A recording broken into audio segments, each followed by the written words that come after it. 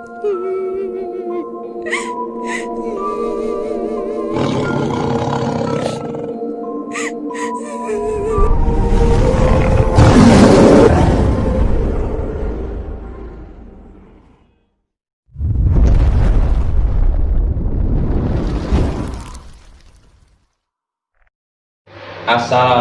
warahmatullahi wabarakatuh.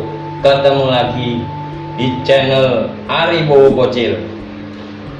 Mumpung malam Jumat, kita mau berkunjung ke suatu ziarah wali yang ada di Tegal. Siapa? Ya, itu Mbah Panggung.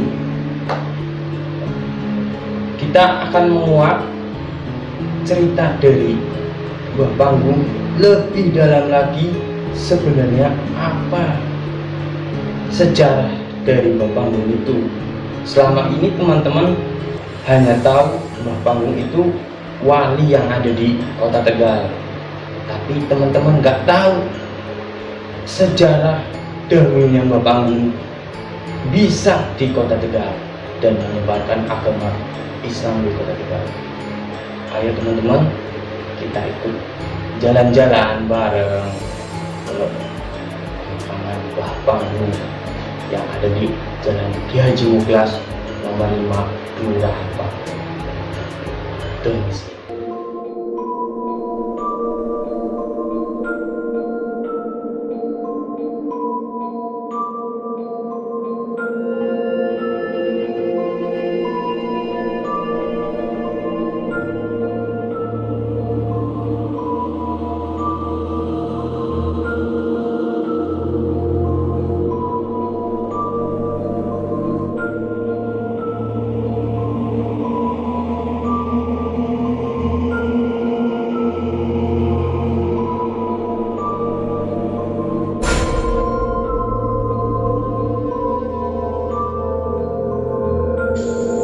Alhamdulillah, kita sudah sampai di rumah juru kunci Panggung.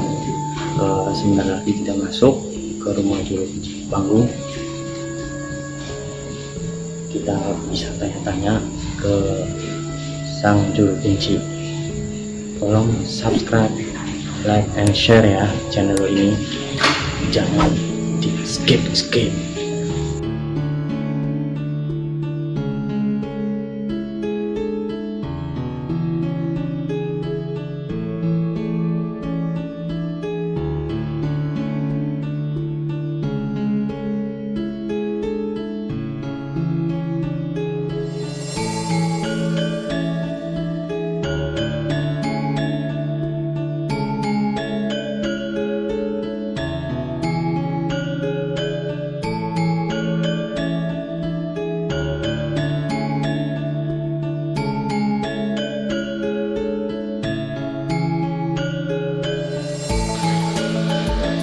Assalamualaikum warahmatullahi wabarakatuh. Malam ini kita sudah tandang kunjung ke juru kunci Mbah Panggung. Kita akan sedikit menguak cerita tentang Mbah Panggung yang akan diceritakan sama sang juru kunci Abah Muhammad Hasbi. Monggo Mbah. Mbah Panggung, riwayat Mbah Panggung yang diturunkan dari juru kunci yang pertama sampai ke-8, yang sekarang saya berarti juru kunci ke-9. Riwayat yang diturunkan dari juru kunci tersebut tadi buyur Mbah Panggung itu seorang prajurit dari Majapahit.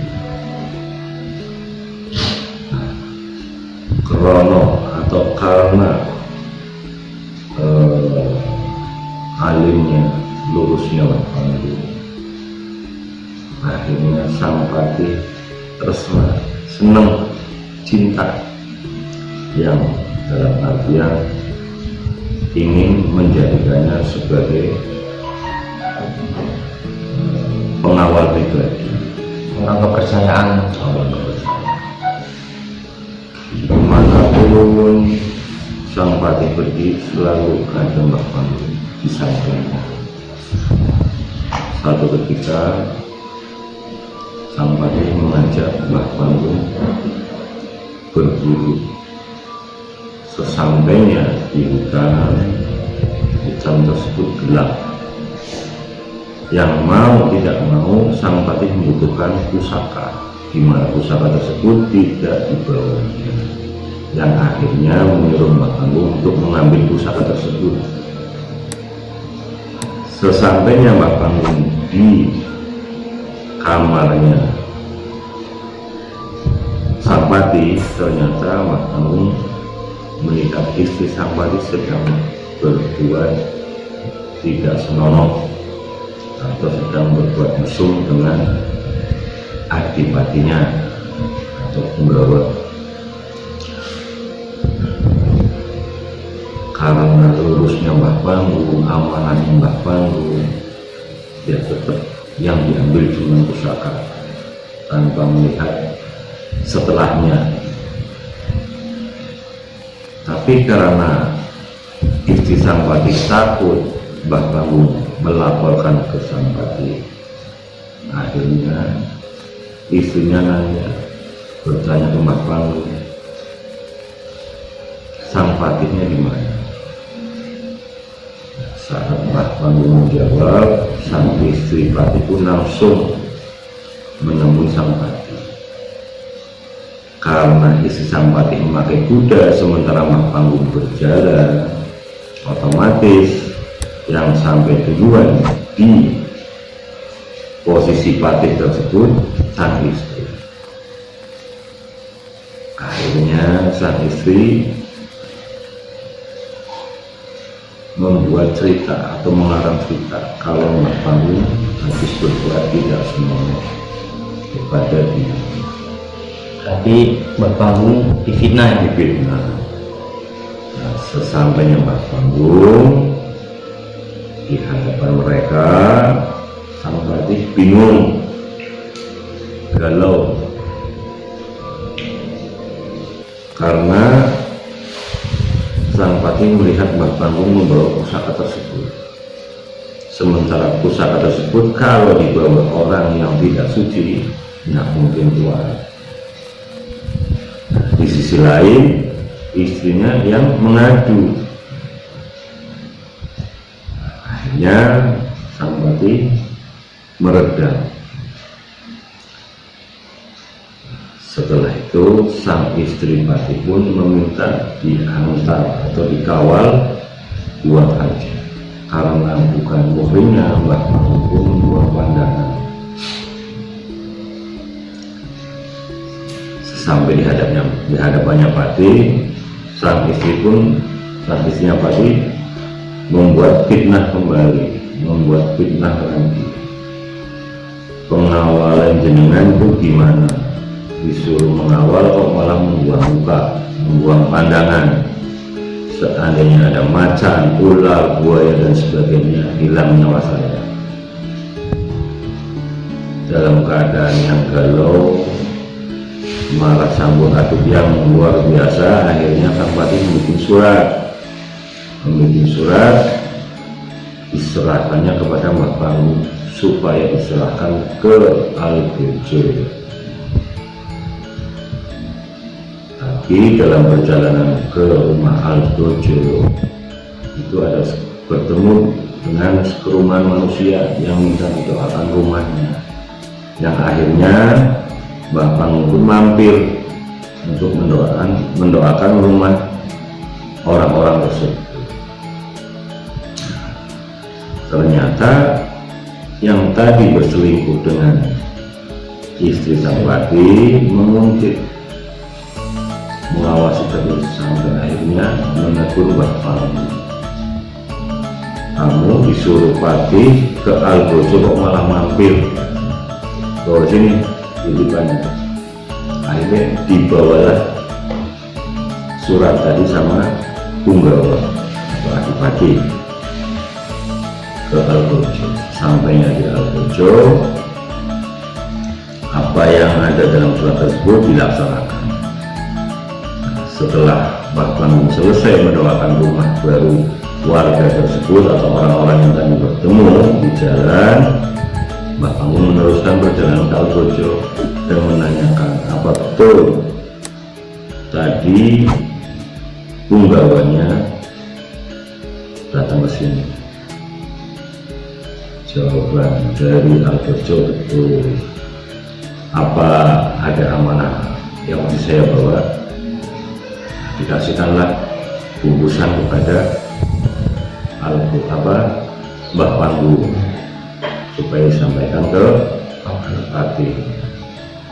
Sampai di hadapan Pati, sang Pati tambah bingung kok Mbah Panggung masih hidup atau Mbah Said Muhammad lagi. Apa yang kamu bawa? Saya nggak paham. Sang Pati kasihkan bungkusan tersebut. Setelah dibuka ternyata kepalanya punggawanya. Tiap tahun Nyi Blorong selalu minta jatah dari kerajaan Majapahit. Karena masih marahnya sang Pati, akhirnya Mbah Panggung serahkan ke Nyi Blorong untuk dijadikan tunggal. Iya, untuk dijadikan pemuas nafsu. Ternyata sesampainya di dunia Nyi Blorong, Mbah Panggung hanya mengurusi ibadah, zikir, ibadah dulu, hingga sampai 40 hari murkalah Nyi Blorong ke Mbah Panggung. Akhirnya diserang, tapi karena kesaktian Mbah Panggung serangan tersebut bisa ditangkap dan dimasukkan ke dalam sebuah botol, dan jadilah serangan tadi atau senjata dari Nyi Blorong tersebut menjadi pusaka. Sebelum Mbah Panggung meninggalkan Nyi Blorong, Mbah Panggung sempat meninggalkan pesan sama Nyi Blorong, nanti kita ketemu lagi di akhirat. Nah, selepas Mbah Panggung dari dunia Nyi Blorong, tanah pertama yang diinjak sama Mbah Panggung itu panggung, di mana panggung tersebut adalah kayak pulau kecil yang dimana waktu itu Tegal masih lautan sampai ke Margasari, Paku Laut. Nah, berawal dari panggung tersebut, Mbah Panggung menyisikan sampai sekarang. Berarti Mbah Panggung itu kalau syiar nyebrang ya?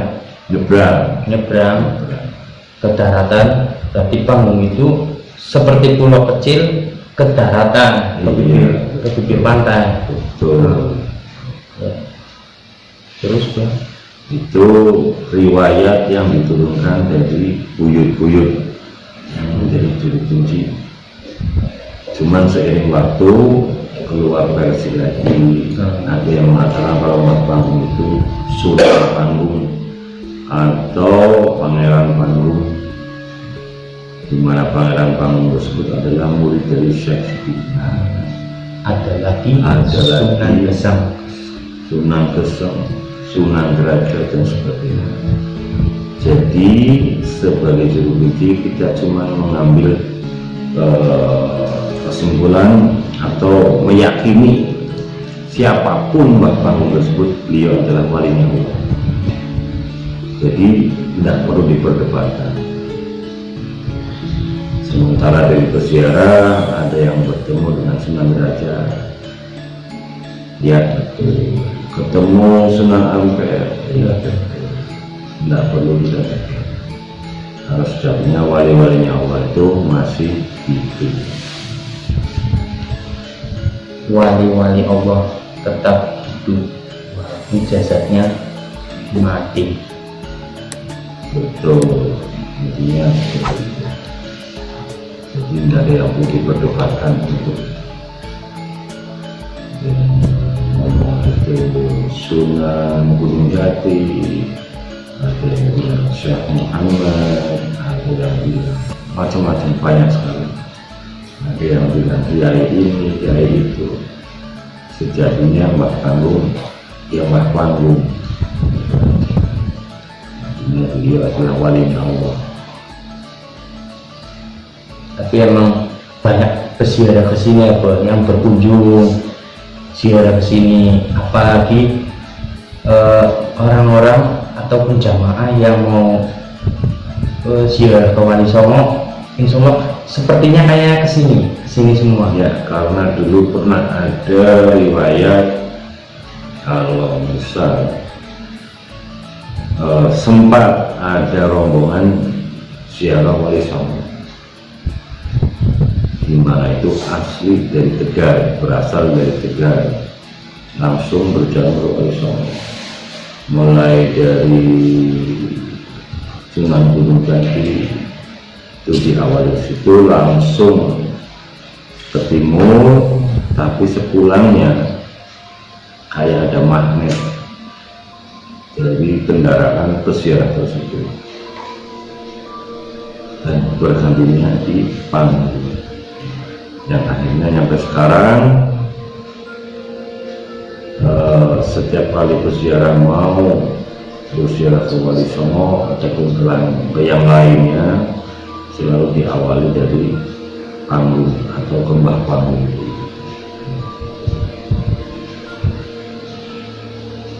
Kalau melihat dari cerita awal, ya sejatinya Mbah Panggung, kita meyakini Mbah Panggung itu orang pertama di Tegal. Tapi seiring waktu ya kembali lagi masing-masing kita saling menghormati aja. Kita pengertiannya pokoknya emang Mbah Panggung waliullah. Kita yang meyakini waliullah, tidak perlu memperdebatkan Mbah Panggung itu siapa, latar belakang itu bagaimana. Yang penting emang kita meyakini dari cerita-cerita apa, memang Mbah Panggung adalah waliullah. Ya, terima kasih. Cukup sekian buat cerita dari Mbah Panggung yang dari Sang Juru Kunci.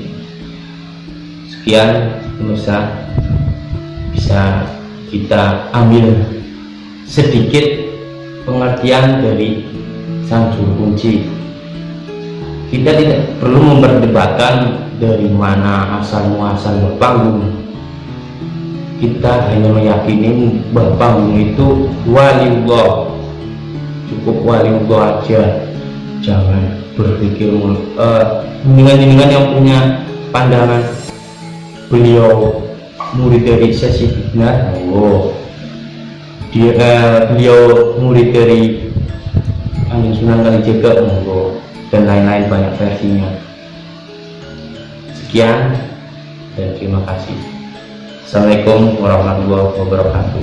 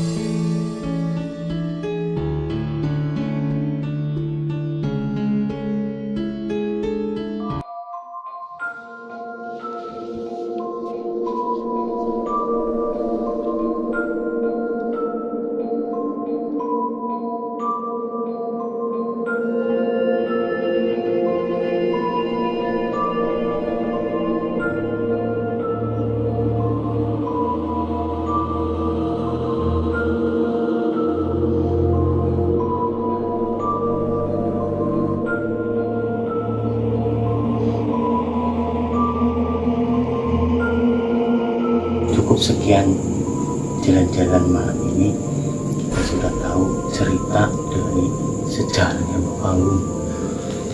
Kita itu apapun versinya, yang penting kita meyakini bahwa Mbah Panggung itu waliullah. Ingat, Mbah Panggung itu waliullah. Cukup malam ini. Assalamualaikum warahmatullahi wabarakatuh.